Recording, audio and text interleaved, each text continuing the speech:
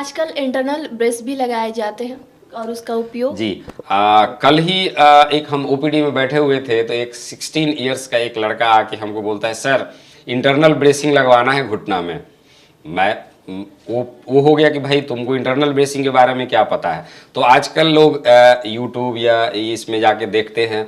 Internal bracing का मतलब होता है जब हम एसीएल रिकंस्ट्रक्शन करते हैं तो यूजुअली एसीएल रिकंस्ट्रक्शन करते हैं पेशेंट के शरीर से ही टेंडन होता है, उसको निकालते हैं, फोल्ड करके उसको लगा देते हैं, तो वो लिगामेंट कहलाता है। तो वो तो एक शरीर का पार्ट है। लेकिन इंटरनल ब्रेसिंग ये तो एक तरह का डेड, इनर्ट, डेड और प्लास्टिक मटेरियल है, फाइबर है, जिसको कि हम घुटना के अंदर डालते हैं। तो यूजुअली इसको हर मरीज में इंटरनल ब्रेसिंग नहीं करते। कभी कभी मरीज डिमांड करता है, सर हमको इंटरनल ब्रेसिंग करवाना ही है, तो उस कंडीशन में हम इंटरनल ब्रेसिंग करते हैं। ऐसे इंटरनल ब्रेसिंग का काम होता है कि जैसे हम कार में बैठे हुए हैं, कार में बैठ के जैसे हम सीट बेल्ट लगाते हैं जो कि फर्दर इंजरी होने से बचाता है, तो इंटरनल ब्रेसिंग का भी यही काम है कि जब कुछ at the time of injury और एट द टाइम ऑफ कि नी पे स्ट्रेस पड़ता है, तो एसीएल में खिंचाव होने से पहले और एसीएल को टूटने से पहले ही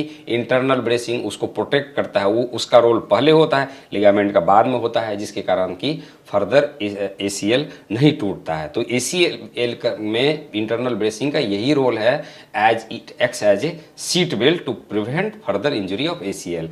और ये मोस्टली हम उस केस में यूज करते हैं जिसमें कि हम एसीएल को रिपेयर करते हैं, ना कि रिकंस्ट्रक्शन करते हैं।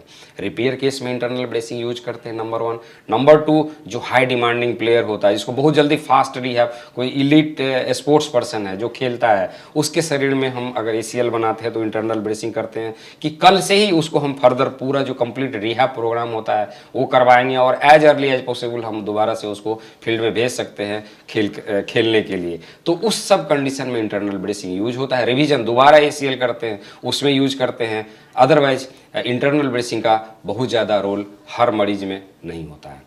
अगर एसीएल के बाद जो है तो कोई खिलाड़ी फिर से खेल सकता है? यस, अगर एसीएल किन्हीं का टूट गया तो डेफिनेटली वो अपने फॉर्म में खेल सकता है।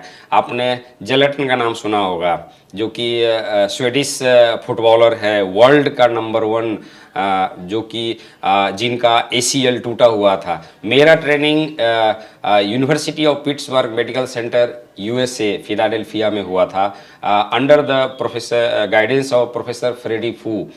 और वो फ्रेडी फू वर्ल्ड का फादर ऑफ एसीएल है। जितना भी आज के डेट में इन्वेंशन और नया नया तरह का ट्रीटमेंट हुआ है वो उन्हीं के द्वारा हुआ है। तो जब जेलेटन का एसीएल टूट गया था तो ही is operated by Freddie Fu in the UPMC Philadelphia Pittsburgh, and after the surgery वो जेलेटन जो पहले से जितना उसका फॉर्म था उससे ज़्यादा फॉर्म वो खेल रहा है। तो ये तो एक सिंपल एग्जाम्पल है कि भाई आप देख रहे हैं कि एसीएल टूटने के बाद आदमी 100% परफॉर्मेंस के साथ खेल सकता है। तो डेफिनेटली अगर किन्हीं का एसीएल टूट जाता है तो वो सर्जरी कराने के बाद वो फुल फॉर्म में अपना पुराने फॉर्म में रिज्यूम करके दोबारा से स्पोर्ट्स खेल सकता है।